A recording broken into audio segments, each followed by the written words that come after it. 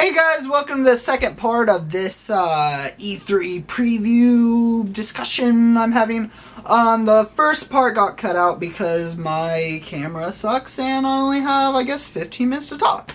So I'm going to make this as quick as possible. But when I left off, I think I was talking about Halo and how I think it's pretty much the same thing, but I'm sure that maybe they'll announce another one this year and they'll show it next year because they do that a lot. I think that's where I was.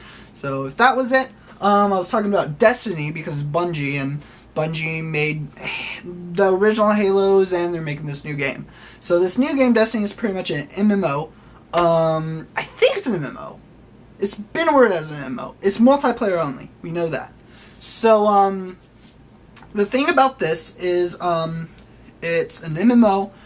It's going to be on PS4. There's a lot more MMOs that are on PC that are transferred onto the PlayStation 4. One thing I want to know about that is DayZ. It's been rumored that DayZ is going to be transferred over to PlayStation 4. I'd really love that. But also, PlanetSide 2 is coming over. DC Universe Online is actually going from PS3 to PS4 too. So it's going to be on PlayStation 4 too. I think that's pretty cool that they can, support 3 servers on 3 different things like that. I don't know. But anyway, that's about that. Next one I want to go is Elder Scrolls Online. It kind of ties into that whole thing too. I'm not going to get Elder Scrolls Online if you, $60 and it's a PC game. My PC can't play any good games like that. If it's on the PlayStation, so the only way I'm going to get this is if it's on the PlayStation 4. And if it's not, I'm pretty much not going to get it. But if it's on the PlayStation 4, another thing that would not make me get it is if there's a monthly subscription. I have a job, I have things to buy. So, like a car payment. But that's about it. It's nothing big. But I just don't really want to spend a monthly payment on something right now. No. So, yeah. But that looks cool. I mean, Skyrim, multiplayer, everybody. It's a cool idea. I like it. Vita games. Possibly Vita games. It's not the last part of the games section, I guess. But Vita games, I would like to see Mass Effect. Top of my head. Mass Effect Vita game, I would so play my Vita much more if it had a decent Mass Effect game. If they had a good Mass Effect game, I'd probably play it like non-stop, and every chance I get, I'd take my Vita with me. So there's that one. What else? An Infamous Vita game would be cool. Yeah, I mean, you just with the Vita, this thing needs to play games that will go on PlayStation 4. They need that connectivity, because that's going to get the Vita sales, alright? That's going to get the Vita sales, pretty much. So, I'm not too worried about Vita as far as that goes, because I really think this thing will be able to connect like it should with the PlayStation 4, with Gaikai and all that. PlayStation 4 games, question mark. That's the thing with the Vita games and PlayStation 4 games we'll talk about right now. There's a big question mark at the end of both of those. I've discussed the Vita games. Now it's PlayStation 4 games. Alright, we gotta move on. I'm sorry. PlayStation 4 games. I'd like to see Grand Theft Auto 5, but I know I'm not gonna see it, because Rockstar never is good at E3. Moving on. Last Guardian. I really think Last Guardian, it would really help, right? The sequel to Shadow of the Colossus, Ico, those games. They announced a Last Guardian game a long time ago. Everybody's been wanting them to discuss the Last Guardian game every E3 since a long time ago. It hasn't happened. And with the PlayStation 4 now out, they have the technology for it to be good to be out. So I'm really thinking, and I got this off of actually Adam Sessler, because I watched a pre-E3 show of his I posted on YouTube, and it was kind of a live stream thing.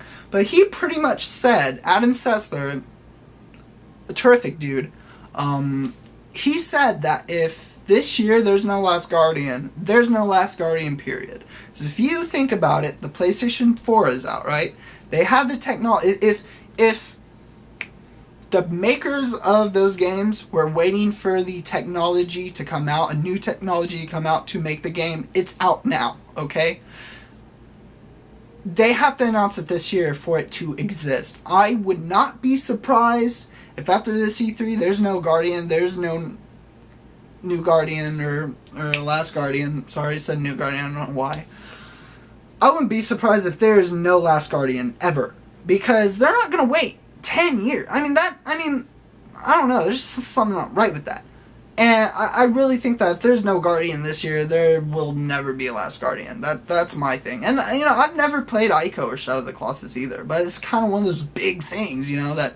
But I'm sure that if the Last Guardian got, announced, it would be one of those exclusives that, would make everybody buy a PlayStation 4, because, a lot of people I know played the games on PlayStation 2, and it's that great. I'm going to move on to big surprises. What's the big surprise? Oh my god. I don't really know. Maybe some new exclusives. Rare's coming back. They're announcing a game that's pretty big. They're the makers of Banjo-Kazooie and, Conquer the Squirrel or whatever. I've never played those games. I think that's more of an Xbox thing anyway, so I'm not really too worried about it. But, yeah, they're gonna have that for those who might be excited about that. My big surprise, pretty much, for this year's E3, something that would make me like, whoa, what? That I can think about from the top of my head, would be, DayZ looking plain well on PS4. Because I love DayZ. It just doesn't play on my computer. And it's such a fun, it's one of my favorite zombie games. And another one would be something Grand Theft Auto 5. Like a gameplay, I don't care. It's just anything Grand Theft Auto 5. But I doubt it'll happen because Rockstar they never come to these things, man. They never do. But I feel like they need to release a gameplay trailer for that, or a gameplay video, not a trailer, a gameplay video of that game. Because it's coming up, okay? And, you got Saints Row 4 doing all this shit, which Saints Row, I will add in here, looks good, but I'm just gonna wait. I have to wait for Saints Row 4. But Grand Theft Auto, it's coming up in September. I'm very goddamn excited about it, but they haven't really showed us anything. We know a lot of information about it, but they still have yet to show us some gameplay. We have all those character trailers. That's nice. But I want to see gameplay, HUD, some sort of shooting, mission play, something like that. I want to see it. And future of E3, this is kind of where I'm going to wrap things up. What's the future of E3 just in general? E3, I think, will always be around. But the thing is, it's mainly for console games. Not even for PC games. PC games you have, I don't know what you guys have. But it's going mostly for the console games, and it's kind of in that whole Adam Sessler video. The mobile game industry is not really represented at E3, because you got all the big console companies showing their shit off. You don't have, Game Loft or where the friggin' app, they don't have conferences. So, if E3 kind of goes to this kind of infinite black abyss, maybe they have to broaden the horizon, get those PC gamers and mobile gamers in, because that's console gaming is not the only type of gaming. It's the one I prefer. It's right there. You got the discs. A lot more people play consoles than mobile and PC, because there's a lot more of it, and it's a lot more easier to access, pretty much. And one last thing about E3 is Nintendo not really having a big conference. They're having a Nintendo Direct. And it just kind of makes me wonder, I'm kind of getting up to 10 minutes right now, so I'll make it quick. You have Sony, Microsoft doing these little press conferences, actually saying, hey, this is our console, wait till E3. E3's becoming more of a kind of just, I don't know. I feel like each company can do it individually, and a good thing, I actually got this point off Alpha Omega, and I'll probably put the description down below or something, I don't know, or just tag him, his profile in the description. Pretty much, what I'm going to say is when each company has their own little press conference, they can focus on themselves. They're not really competing, and it's pretty much not clusterfuck. But, you know, yeah, with Nintendo Direct, they're not even doing a press conference. They're doing one of those small Nintendo Direct things. Which with the Wii U, which is another point that I heard either from, I think it was that Adam Sessler video. I'm getting a lot of things from him because the man's a genius pretty much. But, he said that, you know, or no, I think it was Alpha Omega Sin. I don't know, but I heard it. That's the important thing. I heard it.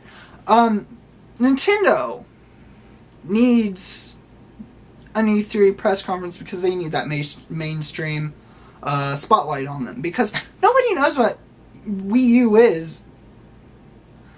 Instead of the only people who really know who it is probably the Nintendo fans. Okay, so they really need that mainstream spotlight. But that's pretty much the future of E3. I don't think it's going anywhere. But I think kind of individually, branches are kind of separating from the big juice that is E3, and they're just kind of taking out little portions and kind of, I don't know. But anyway, if you like this video, subscribe, rate, comment. YouTube, I'm trying to get this video over with because I have to go to work here soon. So, yeah, subscribe, rate, comment, and watch E3. I'm probably gonna be playing The Last of Us. Yeah, The Last of Us, probably next weekend, and next week I'll make a video of everything that I saw at E3. It's a busy week. So, I'll catch you guys later. Bye.